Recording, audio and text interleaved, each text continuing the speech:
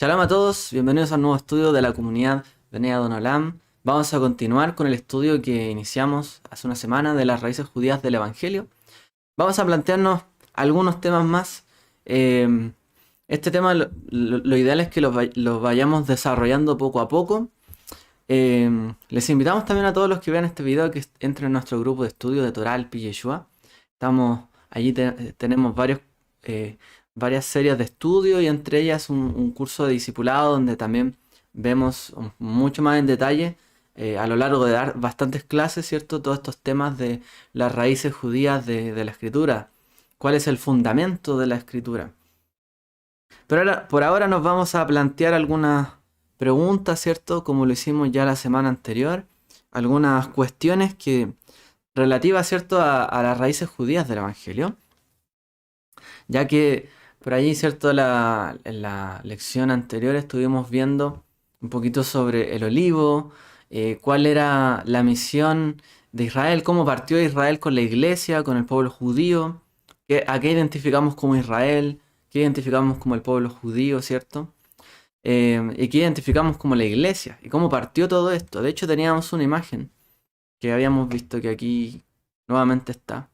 Voy a colocarla en grande para que la veamos todos. A ver si se ve. Ah, sí. Vamos a dejarlo así. Entonces, esta imagen grande, ¿cierto? Con la que habíamos comenzado. Vamos a verla un poco para que me pueda ver yo. Ahí, ahí al centro. Entonces, ahí, ¿cierto? Habíamos visto. Ahí voy a agrandar la pantalla. Yo les dije, tómenle ahí una captura porque esta imagen es bastante significativa.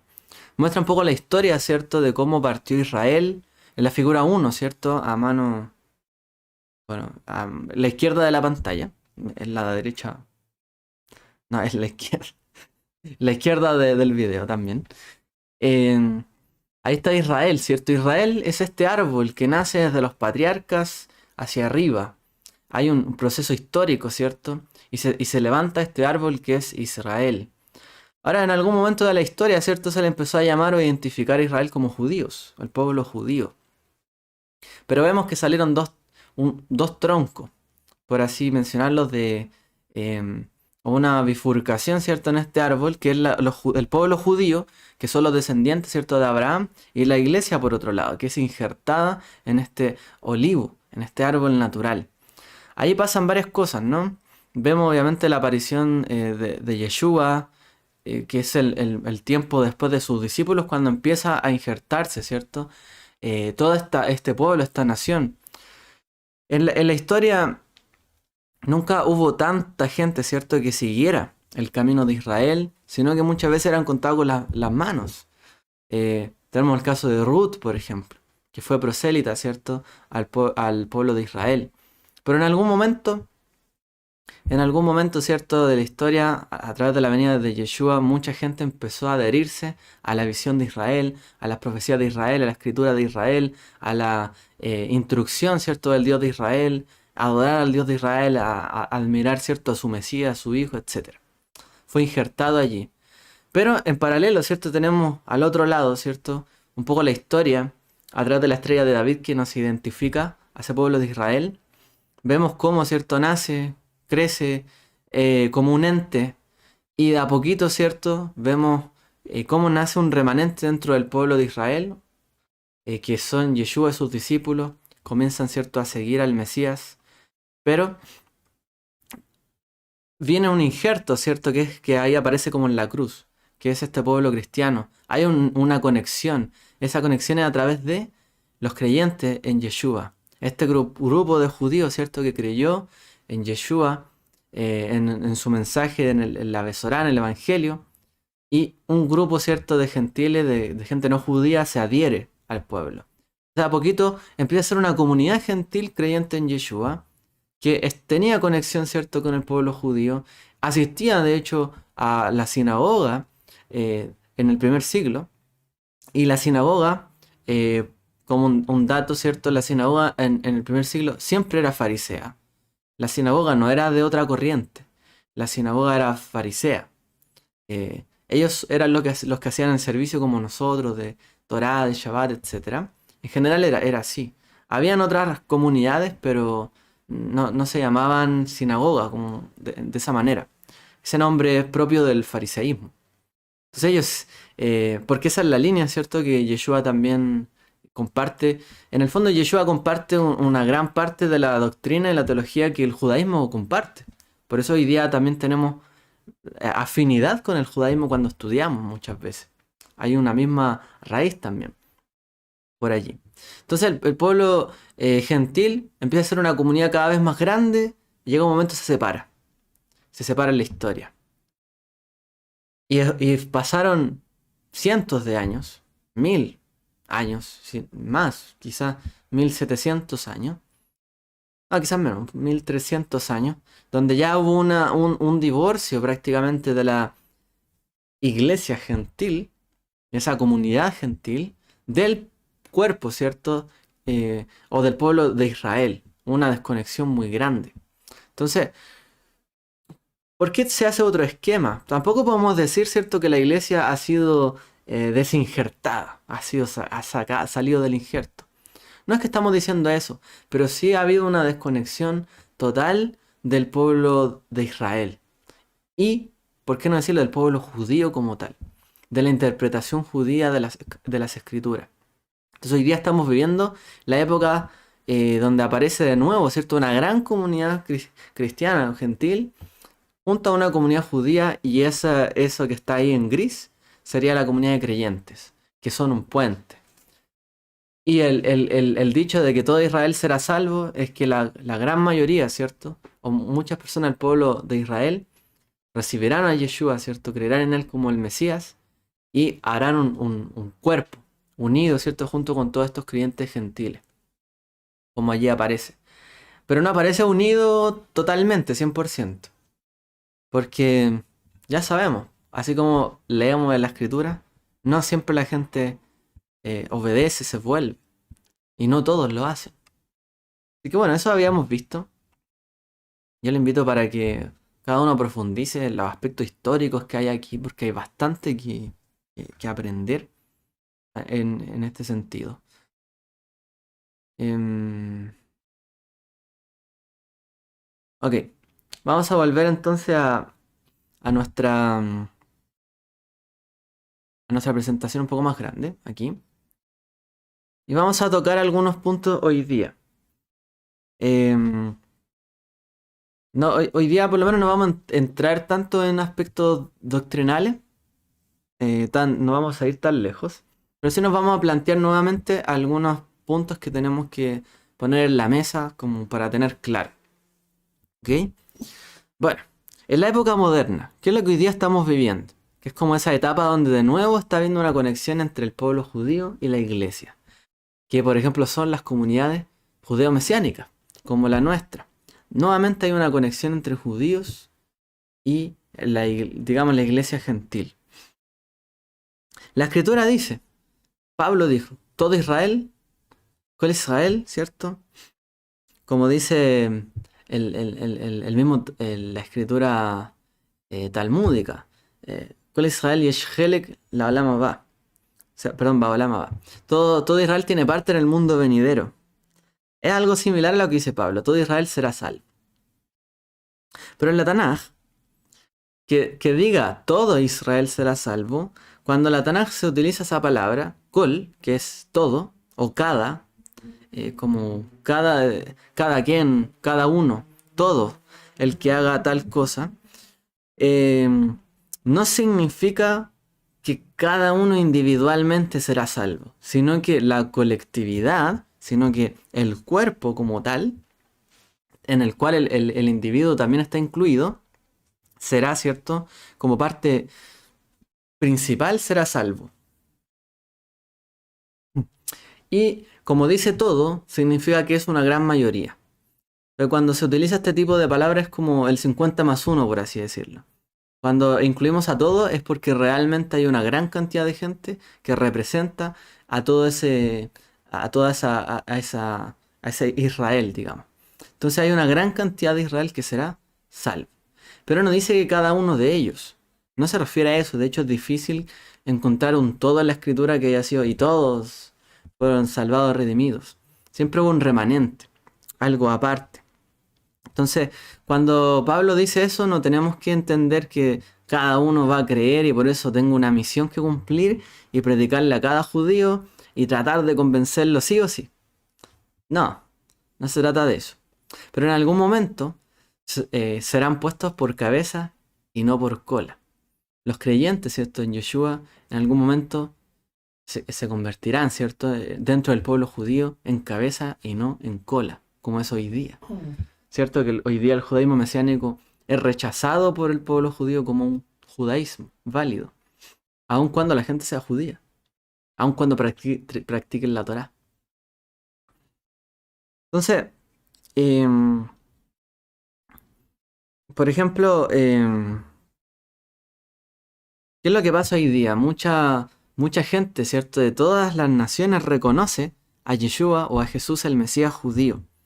Pero, sin embargo, bueno, la mayoría del pueblo judío no reconoce a Yeshua como el Mesías judío. Entonces eso es como algo raro, ¿no? Es como, por ejemplo, que nosotros, todos los países latinoamericanos, conociéramos a la reina Isabel, ¿cierto? La reina Isabel II. Y todos lo conociéramos a ella, supiéramos quién es, pero los ingleses no la conocieran. Es algo así, suena como un poco extraño, ¿no? Pero realmente esto es lo que pasa hoy día. Ahora, no por decir, ¿cierto? O porque los ingleses no conozcan a la reina Isabel II, significa que no es la reina, que todos podamos reconocerla a ella, ¿sí? O sea, si nosotros reconocemos que ella es la reina, aun cuando los ingleses no lo reconozcan, no deja de ser reina. El mismo caso del Mesías. No porque el pueblo judío crea, perdón, no porque el pueblo gentil o los no judíos crean que él es el Mesías, significa que no, aunque el pueblo judío no lo reconozca como el Mesías, no lo va a hacer. ¿Ya? Ese es un punto. Un punto que a veces se objeta en cuanto al Mesías. En algún momento podríamos ver algunas objeciones que hay sobre el personaje bueno, el personaje, sobre Yeshua, ¿cierto? Sobre su persona, mejor dicho. Hay un tema interesante de Michael Brown, que él tiene varios libros sobre respondiendo a objeciones hacia el Mesías, ¿cierto? Judío, hacia Yeshua. En algún momento yo creo que podemos ver algunas de esas. Ahora, como les decía, todo Israel será salvo. Ahora, ¿en qué etapa estamos nosotros? Nosotros, como les decía, estamos nuevamente involucrando entre el pueblo judío y el pueblo gentil, siendo un nexo, y de a poquito se está volviendo a hacer esa conexión. Pero el pueblo, dentro de los judíos que creen, son la minoría hoy día. Son bastante pocos. Pero aún así hemos visto un incremento en la cantidad, ¿cierto?, de judíos que creen en Yeshua. Judíos, ¿cierto?, que están creyendo hoy día. Cada vez es más. De a poquito va incrementando, pero ha sido significativo en los últimos años. Ahora, como dice aquí, el creyente judío debe poder identificarse tanto con la comunidad judía como con los no, como con los creyentes en Yeshua. Hoy día, para el creyente que es judío, hay una doble identificación. Cuando un judío cree en Yeshua, todavía debe poder identificarse con la comunidad judía. Todavía tiene que sentir que es parte, ¿cierto?, corporativa de Israel, que lo es. Pero también tiene la misión de identificarse, ¿cierto?, con los creyentes en Yeshua, que son de toda tribu, lengua y nación. Somos un cuerpo, ¿cierto?, que tiene muchos miembros y tiene personas de diferentes latitudes, países, a veces incluso orígenes. Y el judío creyente tiene que poder congeniar, tiene que poder compartir con los no judíos creyentes. Entonces, por ejemplo, si la comunidad judía que cree en Yeshua se apartara y no tuviera conexión con la iglesia gentil, sería un grave error. Porque nuevamente se estarían apartando, ¿cierto? Y no estarían siendo ese puente, esa conexión entre judíos y no judíos, donde el muro ya se derribó y donde todos somos un nuevo hombre en el Mesías. Entonces un judío que cree en Yeshua tiene la misión también de sentirse parte tanto de la comunidad judía como también de este nuevo cuerpo. Y es difícil. Recordemos, por ejemplo, los casos de Pedro. Que a Pedro se le recriminó muchas veces que él con los judíos comía todo bien, así, perdón, con los gentiles comía todo bien, pero si habían judíos, ni los miraba, no comía con ellos. Un judío tiene que tener esa capacidad, y de hecho Pablo le recrimina, y todo un tema, ¿cierto?, ahí apostólico. Un judío debe poder identificarse con su comunidad judía, con el Shabbat y todo lo que practica, pero también con el cuerpo creyente en Yeshua. Aunque no sea judío, aunque no practique tu mismo Shabbat. Y eso es un gran desafío. Es parte de la restauración también de este cuerpo, judío y no judío, del cuerpo del Mesías. O sea, hay un desafío también en esta época. También, como dice allí, las libertades de las sociedades occidentales y el auge de las comunicaciones, gracias a eso existe un avance en el árbol del olivo. Nosotros tenemos que reconocer que en esta época, ¿por qué ha avanzado también tanto el conocimiento del judaísmo mesiánico, las raíces hebreas o las raíces judías, o como sea que le llamemos? Y es también gracias a las libertades que poseemos en nuestras sociedades. En la medida, cierto, que la libertad empezó a ser, cierto, divulgada entre las naciones y cada vez los individuos teníamos más libertades individuales de movernos, económicas y otras cosas, cada vez se fueron ganando derechos. Y entre esos derechos, antes, por ejemplo, una persona que era cristiana ni en broma podía decir que estaba estudiando algo judío o practicando algo judío. Imagínense usted la época de la Inquisición, y no solo en esa época, posteriormente también. O sea, ni en broma alguien podía decir algo como esto porque inmediatamente era o excomulgado, o expulsado de la iglesia y todos los que lo conocían caminaban por al frente. Y quizás cosas peores. Pero hemos de agradecer también que gracias a las libertades que se han ganado, ¿cierto?, en nuestra época moderna y también al auge de las telecomunicaciones. Hoy día podemos estudiar, comprar un libro, un material. Se ha avanzado también en este árbol del olivo, en esta restauración. Los cristianos, de entre los judíos, deberían observar la Torá. ¿Cuándo una afirmación como esta podría ser algo que realmente tenga validez o se considere como algo no peligroso?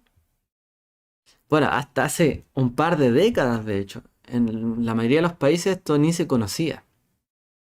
Pero estamos en una época donde es posible, así como surgió el movimiento hebreo cristiano, en una época que me gustaría también en algún momento compartir este movimiento, que uno de sus líderes tiene un libro que también habla de restaurando las raíces de la iglesia. Es muy, muy interesante su libro. También en algún momento vamos a compartir eso. De cómo el movimiento hebreo cristiano partió. Cómo trató de redefinirse. Cómo gente de entre los cristianos dijeron, mira, es posible observar la Torá. No solamente de gente judía en la iglesia podía decir, mira, podemos volver a guardar la Torá. Sino que cristianos de entre la iglesia puedan decir, sí, deberíamos o podemos observar la Torá. Es algo nuevo. Y no tiene mucho tiempo. Pero esto es gracias, ¿cierto? También en las libertades y que la iglesia también ha ido sufriendo restauraciones parciales. Es posible que hoy día el judaísmo mesiánico y los movimientos afines tengan el éxito. Hoy día, en esta época, es posible que se pueda lograr nuevamente esa unión de sanar la ruptura entre la iglesia y el pueblo judío. Estamos en una época histórica. Hace 50 años esto no se hubiese podido hacer. Era muy difícil. A lo mejor estaba partiendo y desarrollándose inicialmente, ¿cierto? Todavía poco a poco en los países más desarrollados. Hablamos de Estados Unidos, algunos países europeos. Pero aquí todavía es algo nuevo, es algo joven. Pero realmente es posible que hoy día el movimiento judío mesiánico y los movimientos afines tengamos éxito en sanar esta ruptura. Entonces las raíces judías de la fe o las raíces judías de la escritura también nos deberían llevar a esto, a entender que hoy día estamos en un momento propicio. Y el objetivo es sanar todo lo que trajo esa ruptura, todo el daño que ocasionó, la ruptura entre el pueblo judío y la iglesia, del Israel, el árbol del olivo. Hoy día tenemos que entender que estamos un paso más adelante y algo tenemos que hacer. Hay un trabajo de reparar el daño causado por esta división. Y es así. Lamentablemente hubo muchísimo daño que se hizo, odio, ¿cierto? Infundado. Hubo una negación de la doctrina que fue dada por los apóstoles, de la doctrina, hubo una negación de la Torá, una negación muchas veces de los profetas. Hubo una reinterpretación nueva, nuevos evangelios. Y tenemos que trabajar y restaurar las raíces judías tienen que ver con reparar ese daño también. Ahora ese daño no solamente es un daño doctrinal, también es un daño de odios, una separación que produjo quiebres, eh, falta de reconciliación. Muchas veces en algunos lugares un judío no puede ni ver a un cristiano y viceversa. ¿Y qué se pueda decir de que puedan hablar? Pero a través de la oración por Israel, a través de hablar en contra del antisemitismo, esclarecer también que hay antisemitismo en la iglesia muchas veces, y ciertas doctrinas también van en desmedro, ¿cierto?, del llamado de Dios a Israel, de a poquito ayudan a restaurar esto. Pero también hay un daño personal que se ha hecho, hay un daño de persona a persona, que no se pueden ni ver muchas veces. Y todo esto es algo que tenemos que trabajar. No solamente se trata de restaurar la doctrina y después la predicamos a medio mundo. Hay que reparar daños. Y eso es lo difícil. El pueblo judío tiene que ser guiado al entendimiento con libre voluntad, no por coerción o decepción, de que el cumplimiento de sus metas serán a través de la fe en Yeshua. Tenemos que entender que la restauración de las raíces judías también tiene que ver con que obviamente cada cual tome el rol y el llamado por el cual le fue dado por parte del Eterno.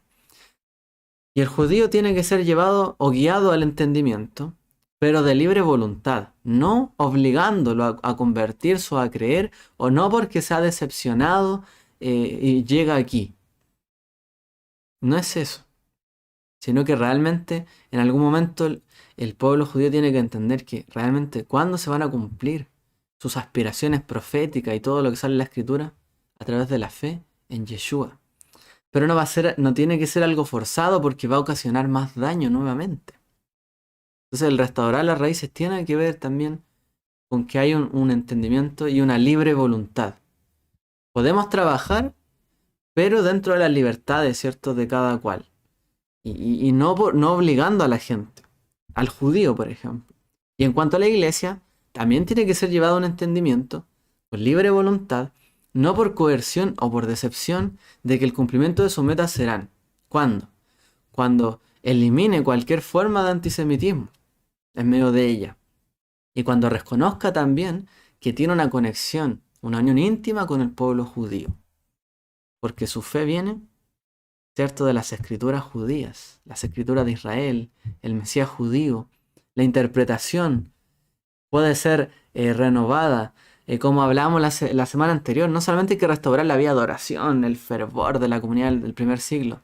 También hay unas doctrinas que ellos aceptaban y que hoy día no se aceptan. Entonces la iglesia no puede ser obligada, no puede llevarse por la coerción, ¿cierto? Que eso es obligarlo. O porque se decepciona y como decepciona busca esta otra alternativa y los demás están todos mal y ahora esta es la alternativa verdadera.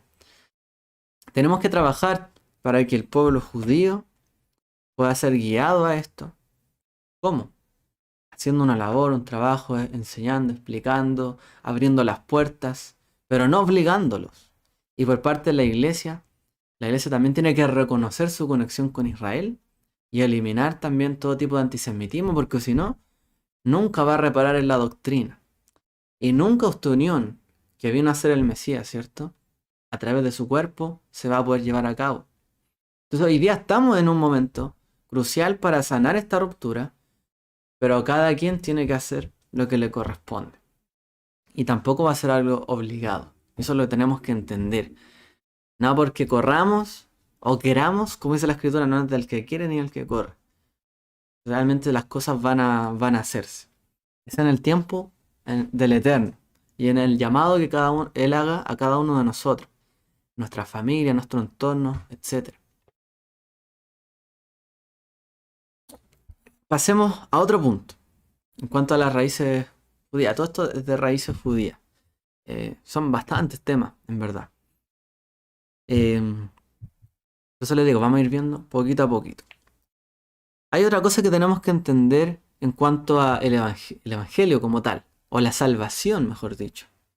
Y es que muchas veces se ha entendido que la salvación es personal, que el mensaje del evangelio es personal.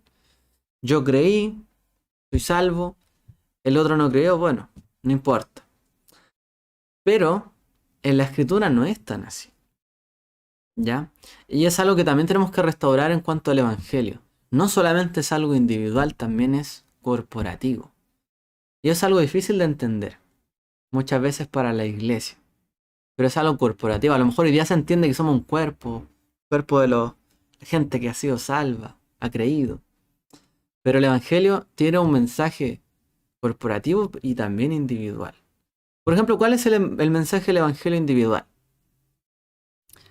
Parafraseando, ¿cierto?, al libro de Romanos. Todos hemos pecado, hemos desobedecido, nos hemos caído de la gracia de Dios. Ese pecado, ¿qué pasa? Nos separa de Dios porque trae la muerte. La paga del pecado, a su vez, es la muerte. Entonces todos merecíamos la muerte. Y nadie por sus méritos o por su propia justicia podría restaurar esa relación o nuevamente ser salvo, ¿cierto? Porque nadie tiene obras que justifiquen realmente lo separado que se ha apartado de Dios. De tal manera que Dios, a través de su Hijo, ¿cierto?, nos tendió un puente y restauró la comunión entre nosotros por medio de su sacrificio, por medio de su entrega. Y la persona que cree en Él, que confiesa sus pecados, debe poner y depositar su confianza plena en Él, en Dios, aceptando, ¿cierto?, la obra del Mesías, que es una obra expiatoria y que le reemplaza. Él debió, ¿cierto?, haber pagado. Debimos nosotros haber pagado, pero vino el Mesías y Él pagó por nosotros. Y debemos creer, y esto no es meras palabras bonitas, de todo corazón, ¿cierto? El que creyere con el corazón y confesare con su boca.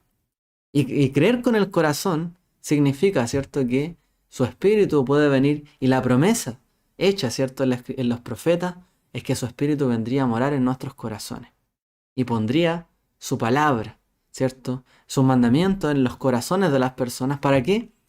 Para que nos guiara a hacer las obras que agradan a Dios y que son obras no muertas, no obras que nos tenían en muerte, sino obras de vida. Y este es el mensaje del Evangelio para el individuo. Este es el que se ajusta, ¿cierto?, a cada persona. De hecho, no solamente el judío reconoce hemos pecado. Mucha gente, todos reconocemos. Podemos reconocer, sí. En la palabra pecado, ¿cierto?, en hebreo, que es het, significa pecado, pero también error. Es errar al blanco. Todos hemos errado y debemos reconocerlo. Y no hemos reparado todo lo que hemos errado y nuestros corazones mucho ha errado. ¿Y cómo podremos restituir todo esto? Si finalmente todos vemos el fin de cada uno, que es la muerte. ¿Cómo me voy a salvar? ¿Puedo yo hacer algo para salvar mi vida? Nadie ha inventado la inmortalidad. Difícilmente alguien inventa algo así. Por eso, ¿dónde? ¿A quién puedo recurrir? A Dios. Y a su sacrificio, ¿cierto? El sacrificio de su Hijo, expiatorio, que se puso en nuestro lugar. ¿Para qué? Para que no anduviésemos nuevamente en obras muertas, sino en su justicia. Y por eso Él nos empodera, ¿cierto?, a través de su Ruach HaKodesh. Y este es el evangelio individual. Y por supuesto que es así. Y yo creo que así se predica en la iglesia en general. Y bueno, salvo la parte a lo mejor de entender qué son buenas obras o qué son las obras que agradan a Dios. Que ahí a lo mejor no concuerdan en que son los mandamientos. Los mandamientos son la luz que nos ayuda a entender su voluntad. Pero en general va bien. Pero la salvación también es corporativa. El mensaje de la Besorá del Evangelio también es corporativo. De hecho, cuando en la Tanaj, en el Antiguo Testamento, se habla, ¿cierto?, de salvación, cada vez que se habla de salvación, que en hebreo es Yeshua, Yeshua, cada vez que se habla de salvación o liberación, se habla en un contexto corporativo.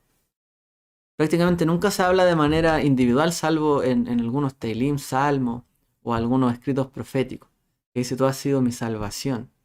Pero la salvación no es para solo un individuo, sino es corporativa. Israel, pueblo salvado por el Eterno. ¿Quién es como tú, Israel? Pueblo salvado por el Eterno. La salvación es algo corporativo, es un fenómeno corporativo.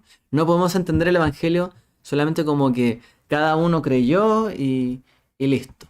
Ahí están, le damos un tratado a la persona, son 4 o 5 pasos que tiene que hacer y después algunos principios que tiene que vivir y ya está.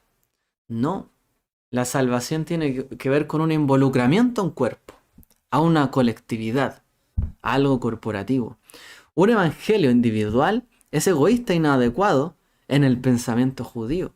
Cuando hablamos de raíces judías, un evangelio individual, donde solo se salva el que cree y los demás se pierden, no es un evangelio judío como tal, porque no toca las aspiraciones nacionales y universales, las cuales el Eterno ha prometido desde el principio a Israel, a través de los patriarcas Abraham, Isaac, Jacob, los profetas, etc. Y ha confirmado muchas veces. Entonces, para Israel, un evangelio que solamente es individual es egoísta e inadecuado. ¿Por qué muchas veces el judío no cree o no encuentra conexión con el evangelio? Porque es algo meramente individual. No es algo que representa un cuerpo, que es lo que él entiende, que es una comunidad, un pueblo, ¿no? No somos todos lo mismo, pero no, están estos por acá y por ajuya. Entonces, fíjense en esto. El mensaje del evangelio es apropiado para el pueblo judío. El evangelio tiene que ser apropiado, pero un evangelio solamente individual no es apropiado para el contexto judío. Es solo una parte. Los judíos viven hasta el día de hoy como un ente corporativo y muchas veces más unido y coordinado que la iglesia, que dice ser un solo cuerpo. Y en esto tenemos que reconocerlo. Obviamente no es que nos sentimos orgullosos de reconocer esto, pero es así. Si usted ve cómo vive el pueblo judío hoy día, cómo habitan todos cerca, se apoyan unos a otros, no solamente espiritualmente, sino económicamente, físicamente, están reunidos, son un apoyo, cada uno sabe que es judío, tienen una identidad común, una cultura común, pese a todo se unen, ¿cierto? Si hay crisis, son un solo cuerpo, es un ente corporativo, y además saben que Dios está con ellos, que son parte de ese Israel. Y muchas veces la iglesia está dividida por denominaciones. Y mi denominación es salva, pero su denominación no. ¿Por qué? Porque creen en otras doctrinas. Creen en esto y en esto otro y en eso acá. Entonces, este es el camino, ese no es el camino. Entonces ellos están perdidos, nosotros salvados. Y no se entiende, en el fondo es como una rivalidad finalmente. Pero el Evangelio es un mensaje integrador. Y para el pueblo judío, cuando nosotros los creyentes, sea judío, descendiente judío, no judío, gentil, quien sea cristiano, cuando no actuamos de manera corporativa, el judío mira y dice: pero si yo siendo judío tengo mucho más que esto. Tengo mucho más beneficio siendo judío que siendo parte de estas personas que están divididas y se pelean unos con otros todo el tiempo. Entonces, ¿qué ejemplo le ha dado en el fondo el cuerpo del Mesías o esta iglesia al pueblo judío para restaurar también su porción dentro del Evangelio? Y la verdad es que a veces cada uno ha formulado muchos argumentos finalmente para decir: bueno, yo estoy en lo correcto. Pero ese puente de comunicación no se da. Y todavía sigue, ¿cierto?, siendo un mensaje cegado para muchos judíos. Muchos judíos no tienen ni idea que Yeshua, que Jesús era judío. Ni siquiera saben eso. Bueno, ¿qué es lo que también tenemos que nosotros pensar? Eh, la salvación es personal, sí, amén. Yo estoy unido a Dios directamente. Él me ha salvado, tengo una conexión directa, ya no hay intermediario a través de Yeshua, el Mesías. Yo estoy con Él, me dirijo a Él. Sí, cada uno está unido a Él, a Dios, al Padre. Sí, amén. Pero no aisladamente, ¿cierto? Sino que está entrelazado con el ente corporativo. Todos tenemos que entender que no solamente estoy yo unido a Dios y nadie más. Yo estoy unido a Él, así como Él está unido a Él. Y como todos estamos unidos a Él y estamos entrelazados unos con otros como un ente unido a Él. Formamos parte de algo mayor. Las vidas del cuerpo del Mesías están entrelazadas unas con otras en naciones, razas, pueblos y lenguas. Y esta realidad multicultural o idiomática, multinacional, eh, o multiétnica. Realmente es lo que tenemos que llegar a entender. Somos un cuerpo. Cada uno de nosotros está conectado con Dios, pero mi prójimo también está conectado con Dios. Y como los dos estamos conectados con Él, los dos somos parte del mismo cuerpo. Estamos conectados unos con otros. El Evangelio no es un mensaje aislado, sino es corporativo. Nos une, no nos separa, no nos aísla. Nadie aisladamente se encuentra completo en sí mismo. Y hay un problema, de hecho, porque una parte, una sección de los creyentes se ha hecho como ascetas, que dejan muchos de los placeres de este mundo para apartarse de ellos, como un tipo de voto nazareo, para ir a conventos o apartarse. Y a veces se apartan incluso de las personas, como para vivir su vida conectada con Dios. Y no entienden que esa vida conectada con Dios nos conecta unos con otros, como un solo cuerpo. Entonces, hay una parte que todavía está escondida allí. Y eso también es parte de restaurar esta raíz judía del Evangelio.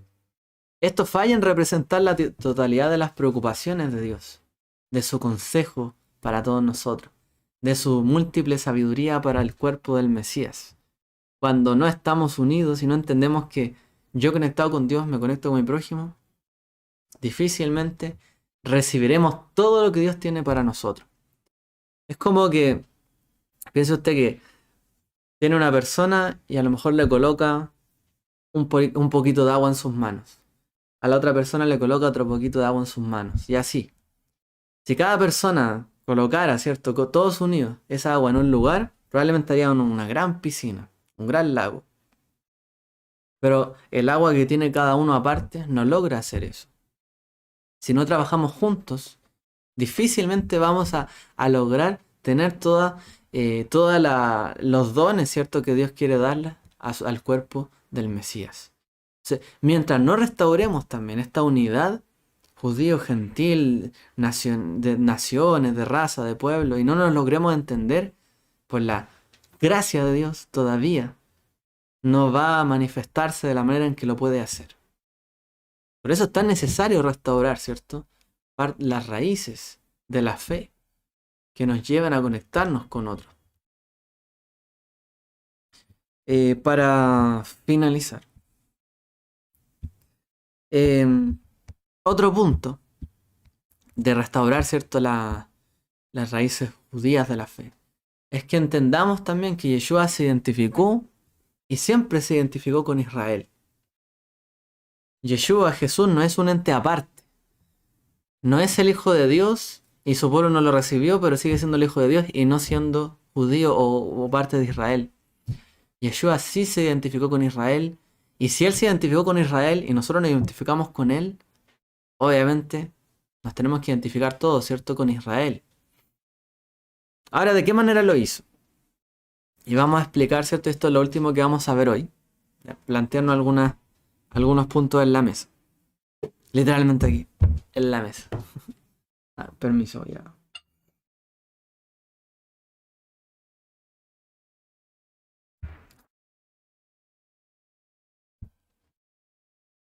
Una manera interesante de reflexionar sobre el Evangelio, que es simultáneamente individual y también colectivo, es considerar las formas en las cuales Yeshua, ¿cierto?, se encuentra a favor de Israel y cómo se identificó con Israel.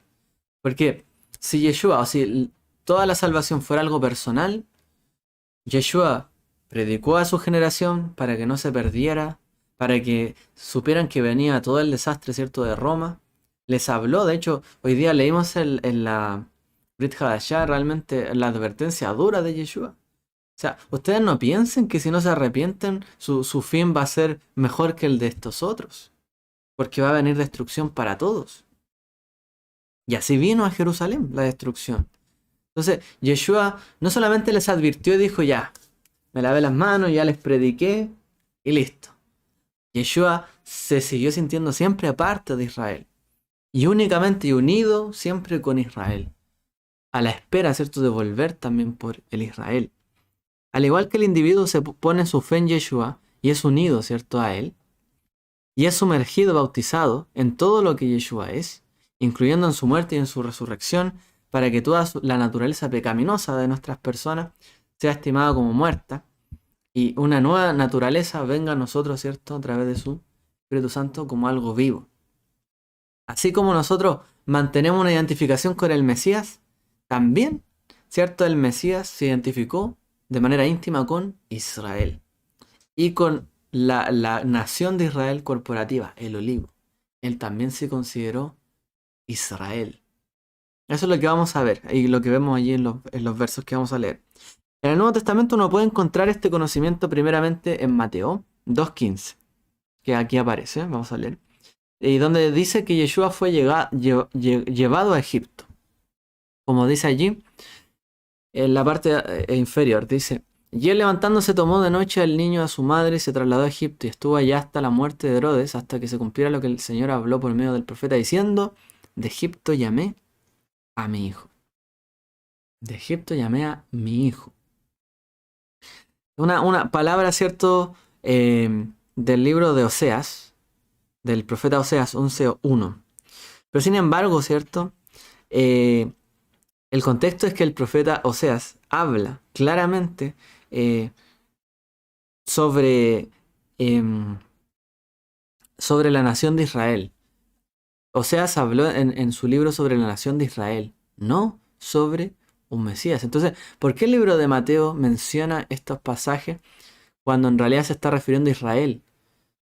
¿Y por qué lo toma usándolo, cierto, como si Israel fuera el Mesías? Esa es la pregunta. O sea, ¿por qué cuando los profetas hablaron sobre Israel, muchas veces la interpretación en el mismo Nuevo Testamento es que ese Israel es el Mesías? O sea, Yeshua se identifica con Israel. Yeshua es Israel, en otras palabras. O sea, lo que le pasó a Israel también le pasó al Mesías. Podemos extendernos bastante en este punto en realidad, si lo pudiéramos profundizar, pero no lo vamos a hacer por lo menos hoy. De cuántas maneras en realidad Yeshua se parece a la historia de Israel. El sufrimiento, el padecimiento, el exilio. De Egipto llamé a mi hijo, dice. También cuando nació se tuvo que exiliar. Llegó un momento también, desarrolla su ministerio, pero también es oprobiado. No sé si se dice así, pero es causa, ¿cierto?, de oprobio por las naciones, por Roma, es castigado duramente, como Israel también es castigado. Pero también ve la luz de la salvación como Israel también la ve en los profetas. El Mesías es la figura de Israel. Obviamente no es una figura pecaminosa, pero sí sufrió, padeció por voluntad lo que también vivió Israel. Yeshua se identifica en la escritura al Mesías con Israel. ¿Ya? Y este es un punto que, si usted lo analiza a lo largo de los profetas, es impresionante. Realmente toda la figura mesiánica que hay en los profetas. Algunos dicen que Mateo en realidad está usando mal aquí el texto, no debería aplicarse a Yeshua.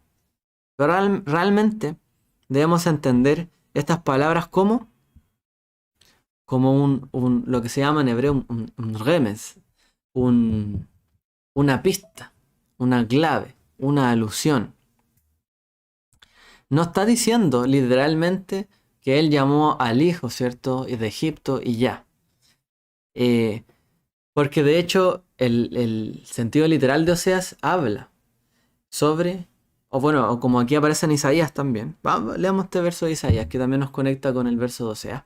El Señor me llamó desde el seno materno y me dijo, tú eres mi siervo Israel, en quien yo mostraré mi gloria. Dice él, poca cosa es que tú seas mi siervo para levantar las tribus de Jacob y para restaurar a los que quedaron de Israel. También te haré luz de las naciones para que mi salvación alcance hasta los confines de la tierra. Y la pregunta es, aquí él está diciendo, el Señor me llamó a mí y me dijo, tú eres mi siervo Israel. Y luego dice, poca cosa es que tú seas mi siervo para levantar ¿a quién? A Israel. Pero ¿cómo? ¿No es el siervo Israel? ¿Cómo se va a levantar a sí mismo? Hay un contexto cierto literal por allí en el profeta Isaías que en algunas partes se refiere al rey Ciro, ¿ya? Porque hay una restauración en cuanto al que él permitió el retorno, ¿cierto?, de los exiliados.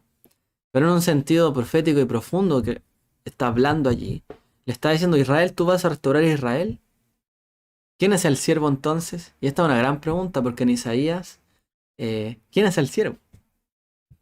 No, el siervo es Israel. Sí, pues el siervo es Israel. Pero ¿cómo Israel va a levantar a Israel? Es porque Yeshua o el Mesías representa a Israel. Y a su vez, Él es Israel. Él es el cuerpo. Él es el olivo. Él es este árbol que nos sostiene.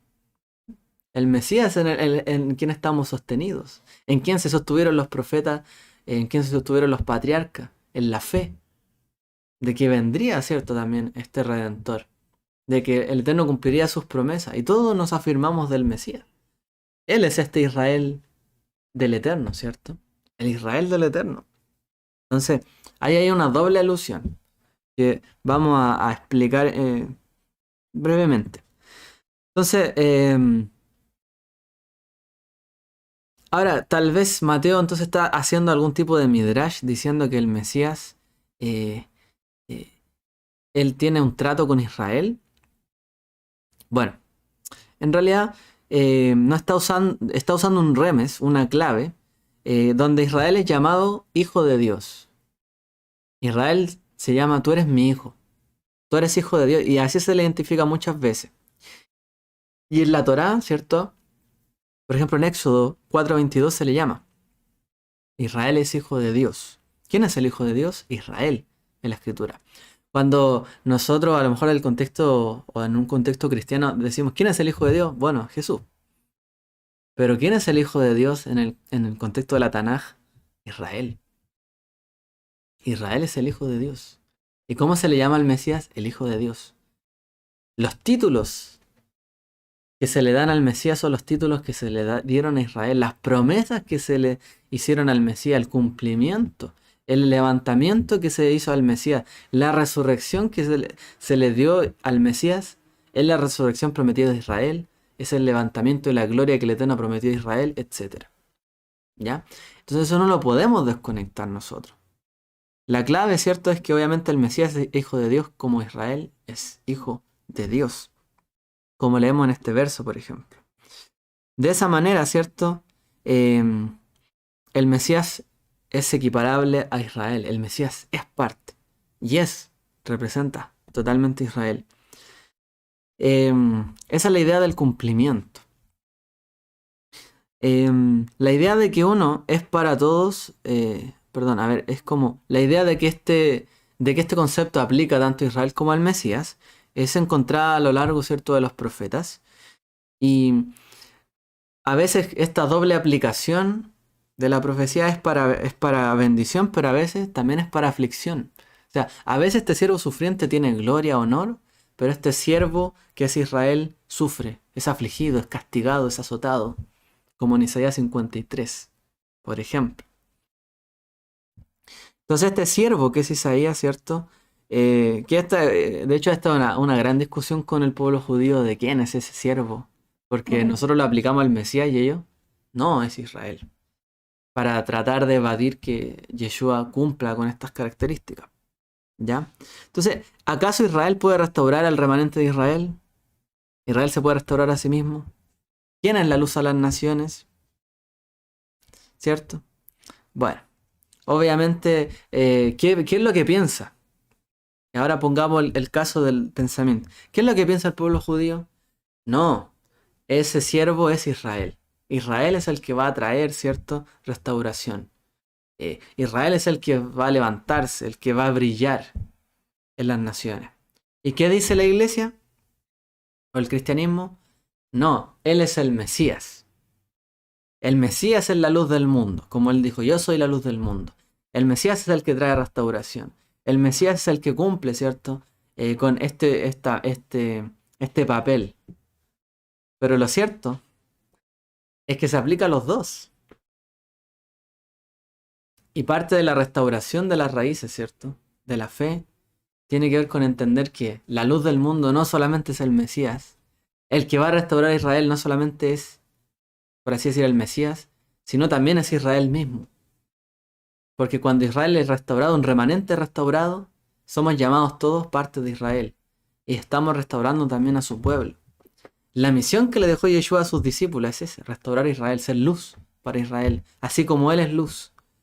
Entonces, sí, Yeshua es luz del mundo, pero nosotros también tenemos ese rol, porque ese rol siempre fue de Israel. Lo tomó el Mesías, pero siempre es corporativo. No solamente es que cada uno sea luz, es que todo Israel tiene que ser luz. Y todo como cuerpo tenemos que ser luz. Y como cuerpo tenemos que restaurar a su remanente, restaurar a sus llamados. Entonces, ese concepto, ¿cierto? Parece algo extraño o ajeno a la iglesia, realmente, de cómo es que Yeshua es parte, se identifica con Israel, o cómo es que restaura también a Israel. Esa es la misión también del Mesías, restaurar hasta Israel. Y Él nos llamó para esto. Él dijo, yo soy la verdad, sí, pero Él se identificó con Israel. Entonces, un evangelio que solo identifica que Yeshua tiene un papel que jugar y no identifica que hay un rol corporativo que todos nosotros, también como parte o injertado en este Israel, tenemos que jugar, está incompleto. Por eso, desconectarnos de Israel o del pueblo judío, les falta algo, porque el rol del Mesías, el rol profético, siempre tiene que ver con restaurar a Israel, en cierto sentido, y ser una luz para las naciones. Y el título que él adquirió, la identificación que él tuvo, es la que nosotros también tenemos que tener. No solamente somos salvos para nosotros mismos, somos salvos para hacer luz para las naciones. El mismo llamado que él recibió se nos es dado, porque el nombre que Yeshua recibió fue Israel. Entonces el rol de Israel nos pertenece en este sentido.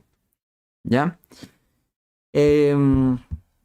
Vamos a dejarlo hasta acá por esta semana. Vamos a poner estos puntos en la mesa. Estamos tratando cosas de no complejizarlas mucho. Pero sí tenemos que entender estos puntos del Evangelio. Es tanto individual como corporativo.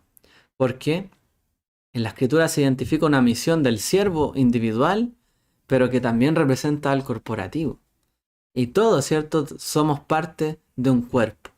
Nadie está aislado. Entonces cuando la iglesia se dividió del pueblo judío en ese Israel, hubo una desconexión que siguió trayendo más y más divisiones. Cuando nosotros vemos, ¿cierto? Por ejemplo, cuando hay un vidrio y se le hace un quiebre, una brecha, ¿cierto? Cuando se quiebra, no solamente se quiebra eso, muchas veces se parte en diferentes lugares. Y esa es la misión, volver a la misión original. El Mesías se identificó con Israel, tiene el rol de Israel y cada uno de nosotros también a través del Mesías tomamos esa identificación. Por eso los llamados del Mesías no pueden no identificarse con Israel. Hay una identificación necesaria del Evangelio. ¿Ya? Así que bueno, voy a ver si hay alguna pregunta antes de tener la grabación. ¿Judíos que odian a Israel? Hay judíos que odian a Israel, sí. El Estado de Israel, principalmente. Aquí hay un comentario que dice: Neturei carta ultraortodoxos. Sí, hay algunas castas que odian a Israel, pero el Estado. eh, No tenemos que confundirnos, ¿ya? El Estado de Israel no es lo mismo que el Israel, digamos, teológico del cual estamos hablando en la Escritura. ¿Ya? Obviamente no podemos decir que el Estado de Israel está desconectado de ese Israel bíblico, porque de otra manera estaríamos negando que el establecimiento del Estado de Israel sea parte de las promesas de Dios. Cuando sí sabemos que Él es el que mueve la historia siempre y la ha movido siempre la historia de Israel. Pero sí vemos al pueblo judío como Estado de Israel. Pero ese Israel corporativo, ¿cierto? Es lo que debe ser restaurado. Y de donde hay una invitación. Aquí un comentario dice toda Rabá por este hermoso mensaje y tener en cuenta que somos un pueblo que el Eterno nos ayuda a unificar como un solo cuerpo, así sea. Exacto, amén. Así sea. Bueno, vamos a dejar hasta aquí por lo menos el estudio y esperar que haya sido de bendición para todos. Y de a poquito vamos restaurando algunos puntos. Recuerden seguir ahí nuestra página de Facebook, Torah Pi Yeshua. También vamos a ir tocando más temas sobre las raíces judías de la fe. Así que el Eterno les bendiga. Shalom a todos.